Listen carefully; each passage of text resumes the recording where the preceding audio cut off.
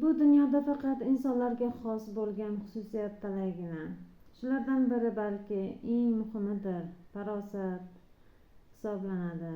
O'zbek tilining izohli lug'atida farosatga qisqacha shunday ta'rif berilgan: kishilardagi tez va to'g'ri fahmlay olish qobiliyati, sezgi, fahm, zakovat, did.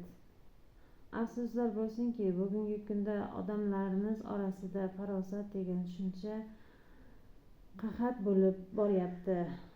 Bunga ko'cha-kuyda, to'y-ma'rakalarda, bozorda, turli tadbirlarda, ijtimoiy tarmoqlarda guvoh bo'lamiz. Qiziq tomoni, hech kim o'zini farosatsiz deb hisoblamaydi. Qilayotgan ishlari, aytilayotgan gaplarining aksariyati farosatsizlik ekanligini bilmaydi, bilganga olar ehtimol.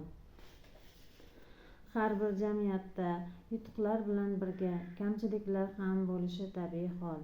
Davolanish esa o'zingizga ma'lumki, avvalo dard mavjudligini tan olishdan boshlanadi. Ushbu kitobda ana shu qusurlar haqida fikr bildirilgan, ularning kelib chiqish sabablari va davolash yo'llari ko'rsatib o'tilgan. Keng kitobxonlarga ommabop mo'ljallangan. Millatimizning og'riqlari nomli kitobi hozirgi kundagi insoniyat hayotida bo'lib o'tayotgan qusurlar, odatlar, kamchiliklar haqida gap yuritilgan. Ularni davolash yo'llari haqida ham fikr yuritilgan. Ushbu qo'llanmani olib o'qishingizni tavsiya etib qolamiz.